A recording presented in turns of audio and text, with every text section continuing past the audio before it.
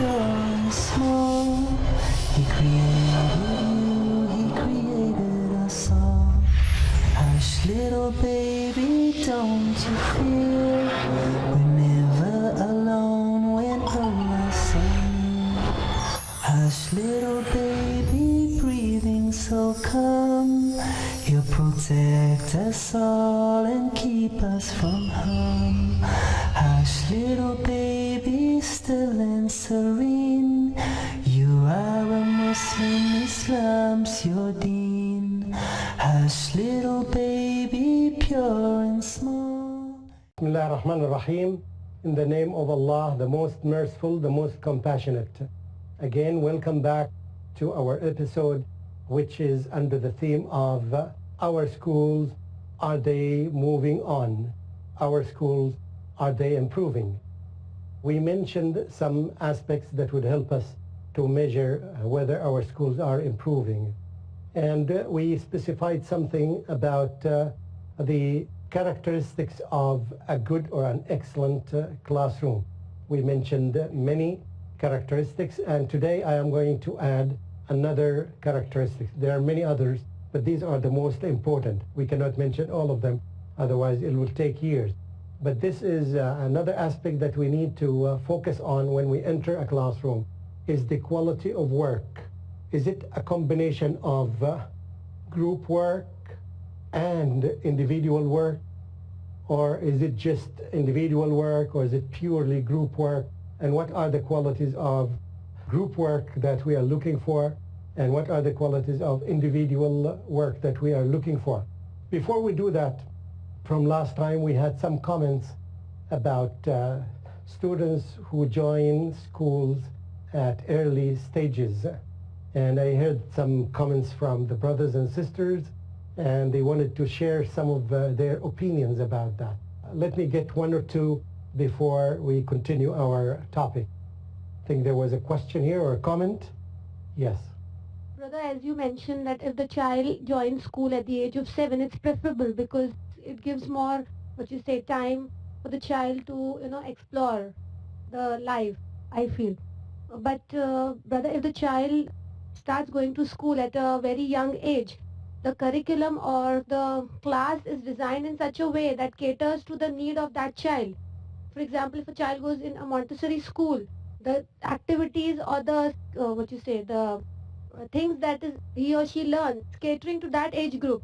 So it helps in developing many skills, I feel. So I'm like of not the same opinion what you Yeah. Of course, this is an opinion, and I'm not objecting to it, but I'm saying that if we take Finland as an example, it has the answers, has the best type of schooling, and they let the students join the school at the age of 7. The issue of having a classroom, a student sitting in a classroom, a structured setting, the key word here is structured. It's made for the child to follow a path, to think through other people's thinking. Am I making it clear or not? It's totally different than when I give the child an opportunity to have full freedom to explore by himself or herself. Children who live in open places and in villages and even in deserts, they expert life as a natural thing. They try to experiment with it. They try to investigate and explore what's around them in natural, not structured setting. Once it is structured, as I said, that the students begin to think like adults. This is the point that I'm making, that once the children start to think such as an adults, they lose a lot of benefits that they have as children, which is the flexibility, the freedom to live. And that's why there is no wonder when the Prophet ﷺ taught us how to start teaching children, right? How to pray. It was at the age of 7. I don't know whether the Finland people got it from the Prophet ﷺ or not. But you can see that how smart the Prophet ﷺ is by saying something 1400 years ago that now we see the implication of it and the application of it in some. So I would say that when he asked us to discipline our children, to teach them salat at the age of 7, and even to give them some time, right, until they acquire the habit, yes, till the age of 10, he started teaching other things, right? This is something important. Even when the children used to learn Quran in the past, it was a normal setting in their houses. Most of the parents would do the job. Most of the mothers would do the job until they grow up and they become disciplined. And this issue needs more investigation, I think. And I think it's beneficial if some Muslim researchers would take this point and would do a comparative study between students who study as early as possible at the age of 3 and students who study at the age of 7. I don't know the result, but I have a feeling that it will go to the other direction. I said the older the better, because there are many studies that say that children develop their highest percentage of their intelligence during the first 6 years, particularly when they are free. For example, some of the things that every time you tell the child no, right? The child's intelligence is becoming limited more and more.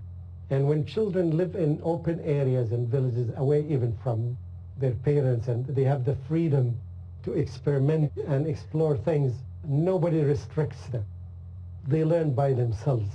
And even when we know that children, we used to send the old people, the young people at the time of the Prophet ﷺ, to the desert to learn, to be brought up by murabbiyat, by the nurses, and particularly in the area of desert. And until now, I know that some children of royal origin, they are sent to the desert at the age of 7 and 8, and until nowadays, where they get the nature of manhood there, this difficult nature, they learn a lot of things, and they learn particularly Arabic language as it is used by the people who live that area.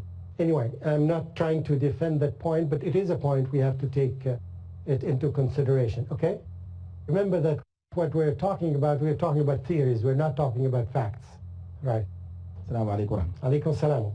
This issue is already discussed in Usul al-Hadith, Ulum al-Hadith, MashaAllah. Hadith, science of Hadith books in before 1000 years. Okay, please let us know. Yes, when the child will start his studies. Okay. But basically, it is based on the quality of the grasping power in the children. Mahmud ibn Rabi radiyallahu ta'ala anhu says, I memorized Majjah, Hafiztum, Majjatan, Majjaha Rasulullah sallallahu alayhi wa sallam fi wajhi. Okay. Rasulullah sallallahu alayhi wa sallam take water in his mouth, Yeah, and split up to okay. his Well, face. these are special things that Yes, we special know. things. Yeah. Ali radiyallahu ta'ala anhu says, لاعب ولدك سبعا Okay. ثم Say it أدبه again. سبعا. Say it again. لاعب ولدك سبعا. That means play with your child in the first 7 years. 7 years. Now, it's not a coincidence that the people in Finland doing this. So it's saying that this is the time of playing.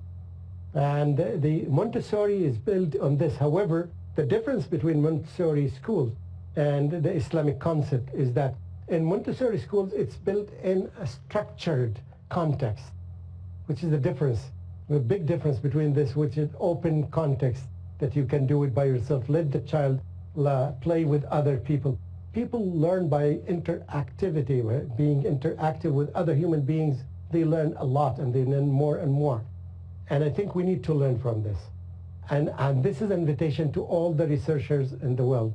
Please restudy the case again, reopen the case, and perhaps we may come. At a certain time, there was a lot of pressure during the World War for women to go to work. And as a response to that, there was, yes, the idea of having schools for the young children to be brought up at these places, kindergarten, anyway. So now we should reconsider what's happening now, and I invite the researchers to do some work. People say that in kindergarten, children can interact with other people and they can learn languages. They can do this.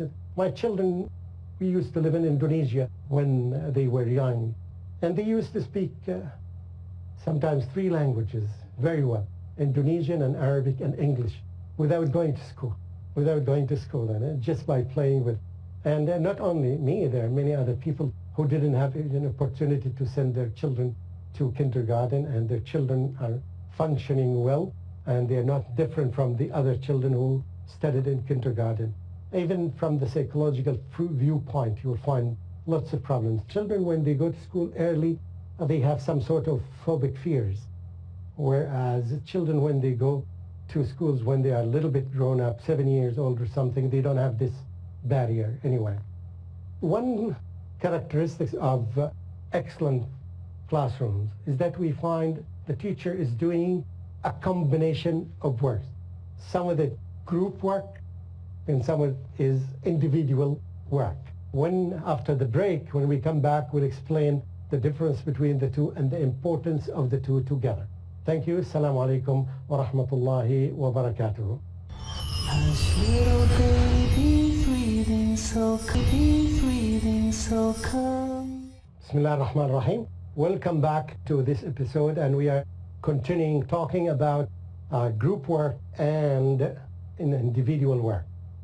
Group work is so important, and lots of people are missing it. If you don't know, I think the success of Peace TV, right? I think the success of IRF, because one factor is that they know how to work together.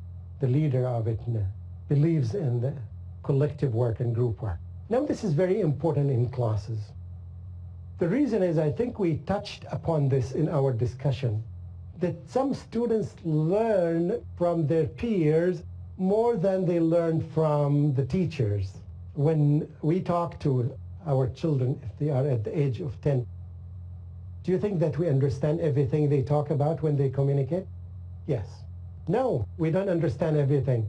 They have their own language. They talk about some topics that we've never talked about. They talk about some games that we've never even explored how these games. They think differently.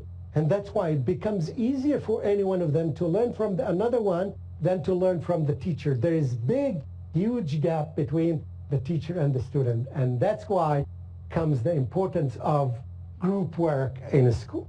Now, a lot of people, we've seen many classes that we found students are sitting in groups, but the teacher don't know how to run the work. They're just sitting, and the teacher would give the same paper to each student. So what is that? I mean, group work, you need one paper only for this. You don't need 4 papers for this, because you want them to work collaboratively. They cannot answer it by themselves, each one by.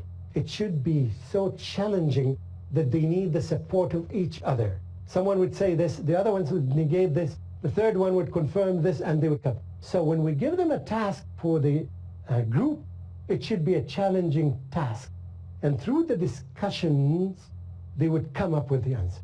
I hope this point is clear. It's not just sitting together, because if you give them the same paper, they're not collaborating. You want them to collaborate. And in order to collaborate, they will find a way to discipline them. Please, so you can even appoint one of them that would be the leader of the group to have some sort of control. Yes, and someone would be recording the answers. Someone would be making the presentation. Can give different tasks to even individual, but finally they would come up with their answers and they come to present it. It's a wonderful thing to train the people to work collaboratively together at early stages, and it grows up with them. Because most of the companies in the world that produces the best work collaboratively. They don't work individually. The concept of the Superman does not exist. It does not. Super companies, super incorporate or incorporations, because they work together. Bill Gates, what he did in Microsoft, he brought all the smart engineers from all over the world, particularly from India, right? Put them together and they produced the best product in computer, Microsoft, right? So this is how companies work. They work collaboratively. And we need to train them as early as possible to come to this, until it becomes part of their DNA. It becomes part of them. So this is very important and very vital. In every subject you can do this. At the same time, we should not forget that students should depend upon themselves, should be independent, because there are many things in our lives we do independently. And that's why we should they should make a balance between collaborative work and independent work. So some of the tasks, okay, this exam or this task, you do it individually.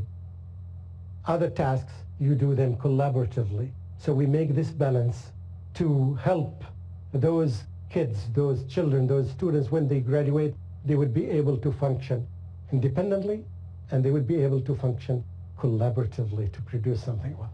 This is a very important thing. When you enter a class and you see the teacher is doing this combination of two things, you know that this is a good class. Whereas you go to a class and you find all the students are doing independent work, and even the independent work is not challenging enough. At the end result, it becomes so difficult for them to work together. Do you understand what I'm saying? Do you think that this is significant? This is important? No. Yes? Okay, very small yes, okay. Okay, sisters, do you think this is yes? Okay, can you share with me your experience with this or your comments on this? If you have any comment, you can say, I don't like what you say. Thank you. This is the end of it, yeah? Yes, please. Assalamu alaikum, Sheikh. I would like to share the experience which I came across, and this is in the second grade. Second grade? Yes, okay. mashallah, where the higher level students, mashallah, who have good grasping memory power, they, whenever I used to take an evaluation, they used to help the ones who have not much grasping skill to help them out. Hey, I have done my job, now you do need to do it. And they used to help them to come up till that level, and they used to never belittle them. Yes, you can do it. That's the way they used to speak to them and help them come up, and it really showed good results. It does. It said because they learn from each other more than they learn from you. Children, when they go, for example, to a mosque, right? The first thing that they look for people at their age, their height, right? They wouldn't go to even the best friend that you have, or to the imam of the mosque, or to the president of the country if he goes to the mosque. They wouldn't do that. They would look for people at their age. When you visit a family, they do the same thing because they communicate well. And we have to take advantage of this. And this helps the teacher himself because he cannot raise the standard of some students because he does not communicate with them very well. So the students themselves can do the job. So when we talk about collaborative work, if you read research about it, it's something really wonderful and it has lots of benefits. Can anybody else share with, okay? This one of the examples I can give, it was with the 5th graders, and there was a topic given to them, and like pollution, and they were told to do something for 5 minutes. And this group came up with a skit which, 2 of them had the writing of the skit, 2 of them came up with decorating the charts, and 2 of them came up with, how to go about doing everything. So they were so well organized. And one of them handled the effective use of technology, okay, as in PowerPoint presentation. So overall in that 5 minutes, there was so much to give out to the class in a group where without even, they were guided, but most of the things were done by them. So they really beautifully came up with the skit and they brought it up in a very nice manner. And this would be the beginning of training the people to work on projects, even outside the classroom, to give them a project to finish in the break or in the afternoon, or to give them a work to work on a project, and each one of them would help the other and they would come up with something that's very significant, very important. Other comments on this, please? A lot of organizations are coming up with a team building exercise, and this is very important. Before the start of a project, the team members need to know each other. So they always play with some small games which is known as a team building or as a part of team building exercises. Team building exercises, yeah. And that's, Yeah. I think any school would do the same thing with the teachers. They can do this.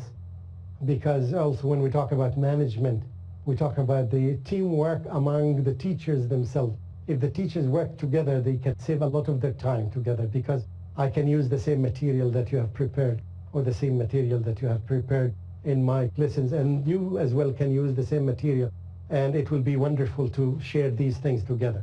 Okay, what else can we hear? I think you're talking about these exercises are very important that we can give them. When we talked about, remember when we talked about the vision and the mission of the school, you were not perhaps here, and this is one of the things that you can put we want some of the skills that we need our teachers to acquire first so that they would be able to transfer it to the students down the road. So there would be something, when you put this in your mission, when you present it to your audience, to your customers, they would be very pleased to see that. Life skills, game, what did you say? How is the term of it? Some fun games. Yes, some games that... Some fun games. Yes, whatever. So they would be able to transfer these skills to the children. And you would see the difference between those students when they... I remember, yes, an experience that I went to one of the schools, and one of the very luxurious schools. And they had a site, look, and they would have a place of a crime. Show the dead person, yes, by having a drawing on the ground. This site is known that this is a place of crime, yes. And they would put some data here, and they put this yellow ribbon around this area so nobody would enter inside, as if it is real situation. And they would give, at the end of the week, a reward for the one who answers this puzzle or this quiz and who made this crime based on the information that's given. And this is done every week. And you would find it, students would go run in the break and would come to this area. They want to solve the quiz based on the data. And they have to solve it collectively. So it worked as if they are a team of policemen and investigators are trying to answer this, to solve the problem. Who did this? And when it was happened? And such question like this. And every week there is another scene. Every week there is another puzzle in that way.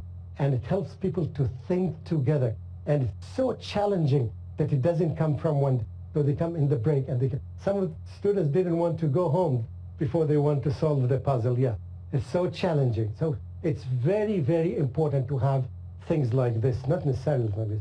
Each teacher, I'm quite sure that he or she can come up with, inshallah, some suggestions for the students in order to develop the two things, independent work and collaborative work.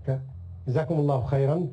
Somebody's waving for me that this is the end of it, and we will perhaps continue in the next episode. Assalamu alaikum wa rahmatullahi wa barakatuhu.